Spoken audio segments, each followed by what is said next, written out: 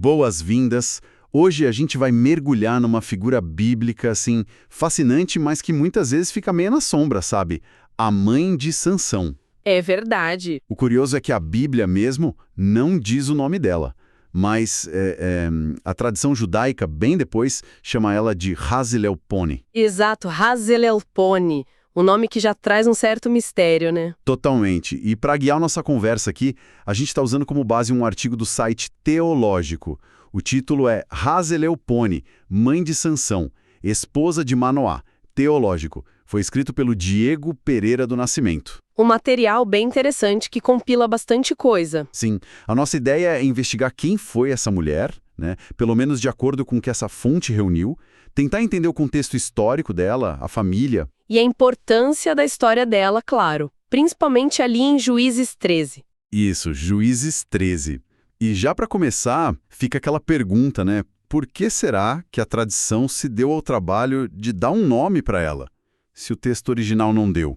O que isso significa? Olha, essa é uma ótima pergunta para a gente começar. Eu acho que mostra um desejo muito humano e teológico também, que a gente vê na tradição, sabe? De preencher essas lacunas. De dar um rosto, uma identidade. Exato, dar voz para personagens que, poxa, foram super importantes para a história, mas ficaram meio anônimos num texto bíblico principal.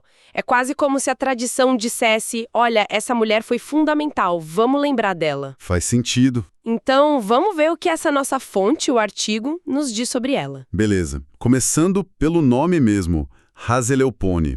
Ou às vezes aparece como Azaleupune, né? E isso, tem variações. E o artigo é bem claro nisso. Essa identificação vem da tradição rabínica judaica, ou seja, são interpretações e expansões que vieram depois. Sim, não está lá no texto da Bíblia hebraica, nem na Septuaginta, que é a versão grega. É algo posterior. Entendi. E o nome em si, a Hazelelpone, ele tem um significado que já cria um clima, né? O artigo menciona, citando a Wikipédia, que viria do hebraico e significaria algo tipo de frente para a sombra, ou a sombra que se vira para mim. De frente para a sombra? Uau! É. A nossa fonte principal não entra muito em decifrar todas as camadas disso, mas só o nome já evoca uma imagem forte, né? Alguém que talvez vivesse em tempos difíceis, sombrios, ou talvez meio à margem. E isso conversa muito com o período dos juízes, que o próprio artigo descreve como bem turbulento, né? Sim, total. E essa ideia da origem dela fica mais concreta quando o artigo diz, baseado nessas tradições rabínicas, que ela seria da tribo de Judá. Ah, interessante. Não da tribo de Dan, como o marido. Exato. Ela teria nascido e crescido no território de Judá, ali na região da Cefelá. E essa localização, a Cefelá, é super importante para a gente entender o mundo dela. Como o texto explica, é aquela faixa de colinas mais baixas, né, entre as montanhas da Judéia e a planície onde ficavam os filisteus. Uma zona de fronteira, então. Exatamente. Uma área de muito atrito, muita interação e muitas vezes conflito pesado entre israelitas e filisteus. O artigo está certo em dizer que, vindo dali, ela com certeza viveu na pele a opressão filisteia que marcou aquela época. Com certeza. E tem mais, né? O período dos juízes em si, como a análise lembra, foi uma época de muita instabilidade para Israel. Política, religiosa, ciclos de se afastar de Deus, ser oprimido, clamar. Aí vinha um juiz para libertar. Um cenário bem caótico mesmo. Bem caótico. E é nesse cenário que a história dela acontece. Seguindo a vida dela, o artigo conta que ela se casou com Manoá. Ele, sim, da tribo de Dan, e ela foi morar na cidade dele, Zorá. Zorá, que ficava justamente ali naquela área de fronteira também, né, entre Judá e Dan. Isso. E sobre o Manoá, o artigo descreve ele, com base na Bíblia, como um homem, assim, aparentemente simples. A gente não sabe muito sobre ele, além de ser o pai do Sansão. A Bíblia não dá muitos detalhes. A fonte até sugere que ele foi contemporâneo de outros juízes que a gente chama de menores, tipo Elon, Abidom, Ibsam, para situar ele na história. Certo. E aí, claro, chegamos no filho famoso do casal, Sansão. Sansão. A descrição que o artigo dá dele é bem direta, né, e captura a complexidade do personagem. Ele é apresentado como um dos juízes mais paradoxais. Com certeza, uma mistura, né? Total. Tinha uma força sobre-humana, que vinha de Deus, né? conseguiu vitórias importantes contra os filisteus. O texto cita Tímina, Ramat-Leí, que deram um alívio para Israel. Sim, momentos de respiro. Mas, ao mesmo tempo, ele era profundamente falho na vida pessoal. O artigo foca muito, e com razão, na fraqueza dele por mulheres estrangeiras, especialmente filisteias. É irônico, né? Muito. Porque foi justamente isso que levou ele à ruína, pelas mãos dos mesmos inimigos que ele devia derrotar. Uma figura trágica, sem dúvida. Muito trágica. E aqui tem um ponto que a fonte traz que eu achei bem interessante, que expande a nossa visão dessa família. Geralmente a gente não pensa nisso. O quê? Citando registros rabínicos, né? A fonte usa a Jewish Encyclopedia e um livro de Illustrated Guide to the Bible. O artigo diz que Hazelepone e Manoá teriam tido outros filhos além do Sansão. E até uma filha, chamada Nishan ou Nashan. Olha só. Outros filhos? Isso muda bastante a dinâmica que a gente imagina, né? Muda. Deixa de ser só o casal e aquele filho super especial e problemático.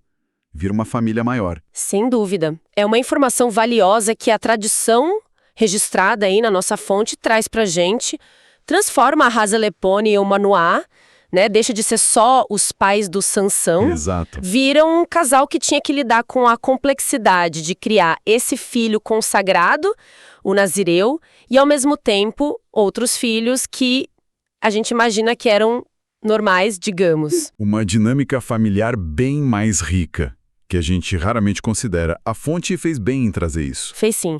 Mas vamos voltar para o evento principal, né? Aquele que define a história dela no texto bíblico mesmo, que é o foco de Juízes 13 e do artigo. Sim, a narrativa central sobre ela.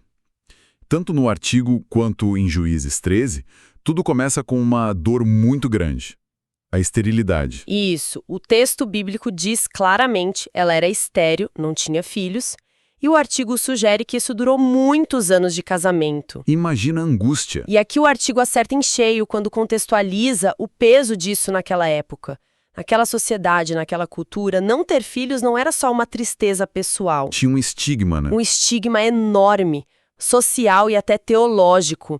Podia ser visto como sinal de desfavor de Deus, sabe? Uma maldição, uma punição. Entender essa carga toda é fundamental para a gente ter a dimensão do que acontece depois. Com certeza, porque é justamente nesse contexto de dor, talvez até de vergonha, que acontece o extraordinário. Um anjo aparece. Um anjo do Senhor, uma figura celestial aparece. E o detalhe-chave que tanto a Bíblia quanto a análise da fonte destacam, ele aparece primeiro para ela, sozinha, provavelmente no campo. Para ela, isso é muito significativo. E a mensagem é bombástica. Ela não seria mais estéril, ia conceber, dar à luz um filho. E mais, esse filho teria um propósito divino, começar a libertar Israel dos filisteus. Uma promessa incrível. E junto com a promessa vem a instrução crucial. A criança tinha que ser consagrada a Deus como nazireu, desde o ventre da mãe. Esse voto de nazireato é central para a história toda de Sansão. E o artigo detalha bem as regras, né? Baseado lá em número 6. Era uma consagração especial. E no caso de Sansão, para a vida toda, né? Não era temporário. Exato, vitalício.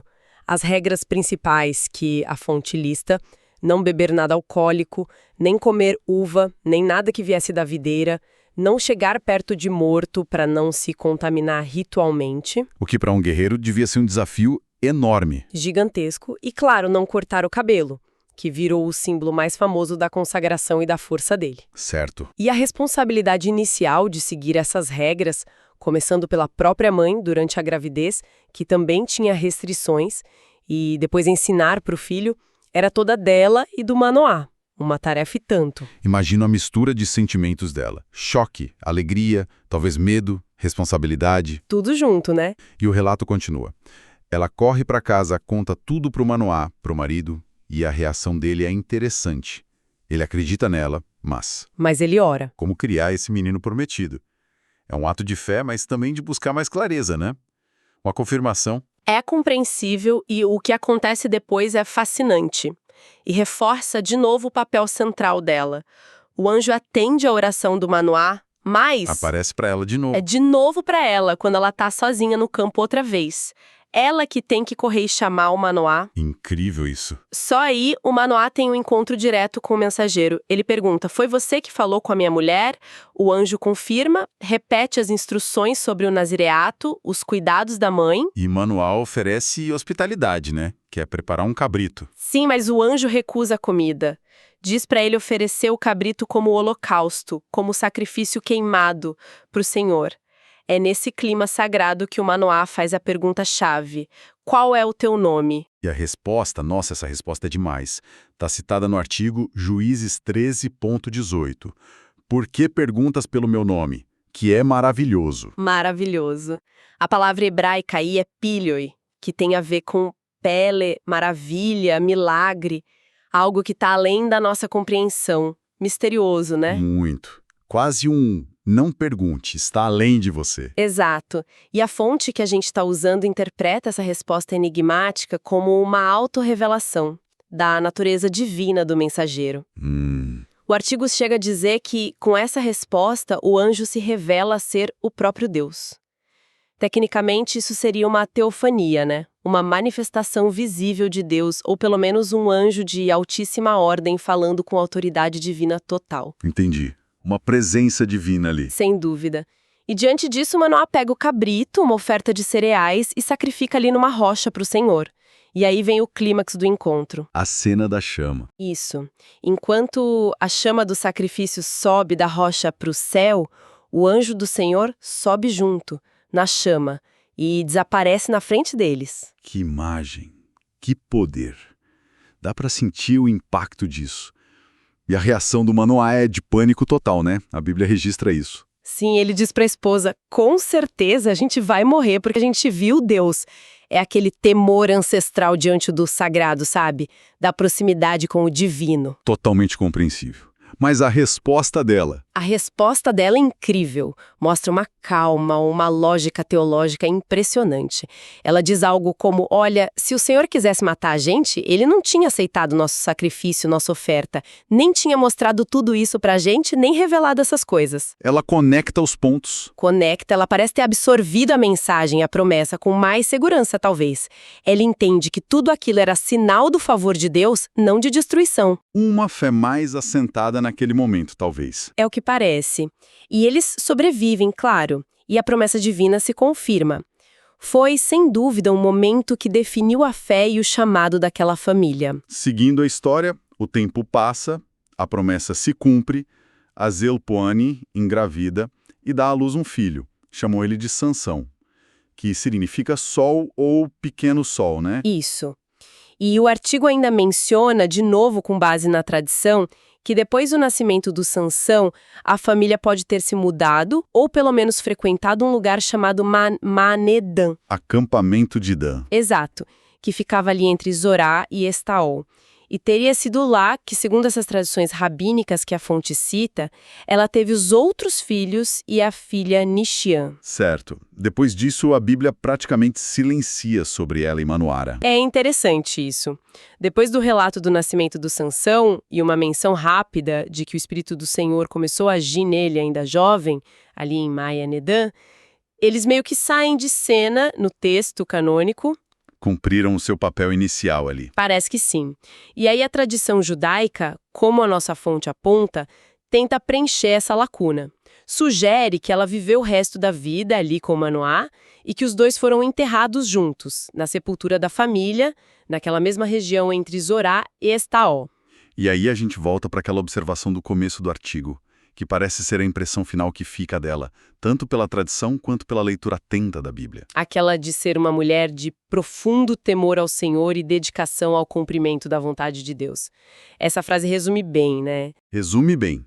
Então, para a gente recapitular o que a gente viu nessa análise, usando o artigo como guia, Hazelelponi é o nome que a tradição judaica deu para a mãe de Sansão, uma figura que na Bíblia é anônima. Isso. Ela seria da tribo de Judá, casada com Manoá, da tribo de Dan, vivendo naquela região tensa da Cefelá, na época conturbada dos juízes. A história dela é marcada pela superação da esterilidade por uma intervenção divina direta. E a gente destacou pontos importantes que a fonte levanta.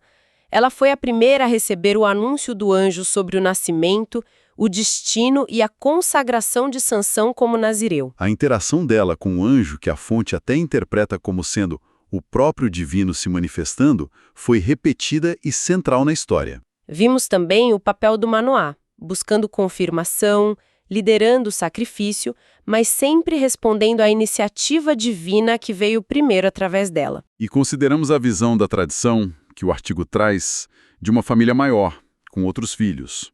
No fim das contas, mesmo sem nome no texto bíblico principal, a fé dela, o papel inicial dela, são inegavelmente cruciais para começar toda a saga do Sansão. Não tem como negar. Chegamos então ao final dessa nossa exploração sobre Hazelepone, a mãe de Sansão, usando como base o artigo do site Teológico, uma figura que, mesmo com esse mistério e anonimato bíblico, ganha contornos mais claros e uma importância ainda maior quando a gente olha com atenção para os detalhes e para a tradição. Com certeza. E talvez fique aqui uma reflexão final, né? Provocada pela ênfase que a fonte dá no temor ao Senhor e na dedicação dela. Muitas vezes, quando a gente lê a Bíblia, o nosso foco vai direto para os personagens principais, né? Como Sansão, como os feitos incríveis e as falhas gigantescas. É natural, né? Chama mais atenção. Sim, mas e se a gente pensasse em como a nossa compreensão dessas histórias pode mudar, pode se enriquecer se a gente der mais atenção para a fé, para a obediência silenciosa, para as ações dessas figuras de apoio, como a mãe dele. As figuras que estão ali nos bastidores, mas que são fundamentais. Exatamente, personagens que recebem menos destaque no texto, mas que foram absolutamente cruciais para que os planos de Deus, mesmo os mais complexos, como o de Sansão, pudessem começar. A base de fé que ela e o Manoá construíram, mesmo diante dos desafios enormes que viriam com aquele filho, isso é algo que merece nossa atenção, sabe? Uma excelente provocação para a gente terminar. Pensar na força e na importância dos alicerces, né? Mesmo quando o prédio que vem em cima é complicado. Exato. Com isso, a gente conclui nossa conversa de hoje.